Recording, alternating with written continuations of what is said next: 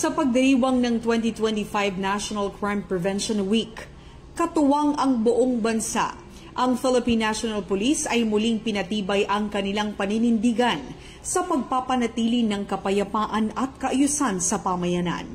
Sa ilalim ng temang pinalakas na pamahalaang lokal para sa ligtas na pamayanan, pagpapatibay ng mga programa sa pag-iwas sa krimen sa ilalim ng Community and Service-Oriented Policing System.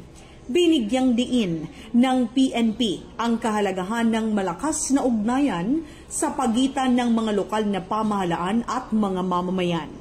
Ayon sa PNP, ang tagumpay ng kampanya laban sa krimen ay nakasalalay sa aktibong pakikilahok ng mga lokal na unit ng pamahalaan at ng mga komunidad. Sa pamamagitan ng Community and Service-Oriented Policing System, layo nilang paigtingin ang kolaborasyon ng pulisya at mga residente upang mas mabilis at epektibong matugunan ang mga suliranin sa seguridad. Hinimok ng PNP ang bawat Pilipino na maging kabahagi ng adhikain para sa ligtas na pamayanan, sapagkat ito ay responsibilidad ng bawat isa.